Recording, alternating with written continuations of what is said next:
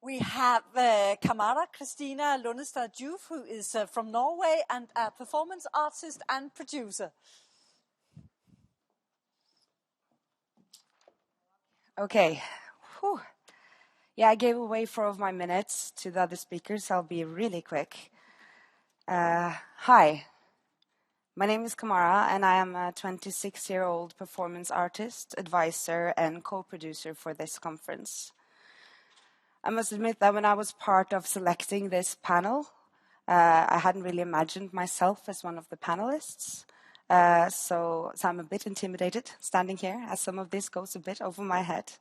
But I'm here to learn, and I'm learning so much, so thank you.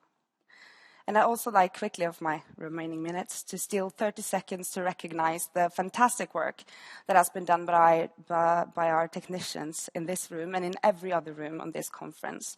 It's not magic, it's really hard work.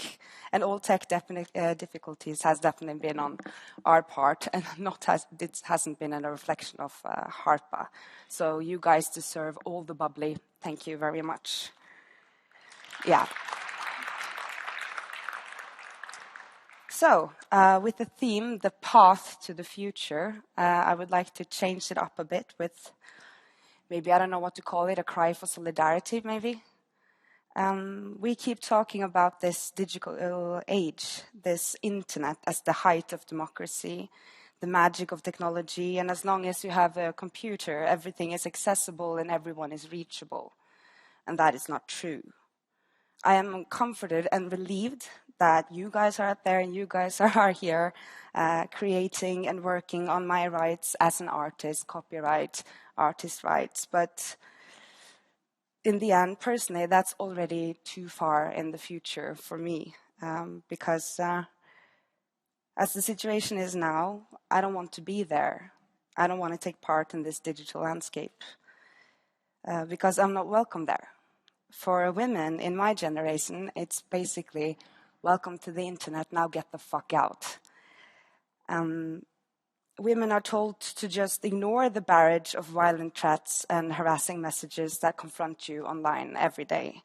Harassment and hostility that's an assault on women's careers, our psychological bandwidth, and our freedom to live online. In the Nordic countries, and especially in Norway, where my experience comes from, we have the past year been talking a lot about the harassment that female journalists and politicians are being subjected to. But we have not yet started to talk about the female artist or the female audience. And we can't really be hosting a conference about arts and digitalization without addressing this topic, so I'm just doing that right now. Research shows that 47% of computer game consumers are now women. But you won't find numbers like that in the online gaming community. And as Peter said in his presentation yesterday, only 4% of the users in EVE Online are female. And in my opinion, the reason for that isn't because the game is promoted as hard, really hard. Personally, I use gaming to relax and be challenged and to escape my regular life. And my life is fun, it's joyful, but it's also filled with sexism that define my movements in my city space. If I said that to my friends, they would go like this, word. But I've been told to elaborate on what I mean by sexism in my city space. And a very concrete example is me locking my bike. I moved to Copenhagen in April, so now I bike every day, and I lock my bike like 4 or 5 times a day. When I moved to Copenhagen, I would lock my bike like this. But after being slapped on the ass 3 times, and only 3 times in 6 months, so it's not that much, every day, I lock my bike like this, which means that every day my body is confined and redefined by 3 experiences I had in 6 months. Yeah, it has conditioned my movements, it's restricting my space. And this is also why I don't online game. I don't online participate. I use gaming to relax and to be challenged and to escape my regular life, but I keep finding myself having to hide my gender if I want to partake, so as not to be slammed with hostility to the nth degree, and then my escapism and my relaxation is ruined. And you are online, even if you want to or not, in creating an analog piece the second you get press on it, or just a regular on-the-ground audience, you are being transferred into this digital space because they will do that for you.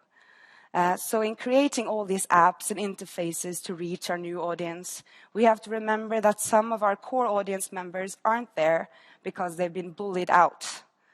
And that is something that we have to keep in mind entering this digital landscape and building our institutions there, because that also has to be our responsibility.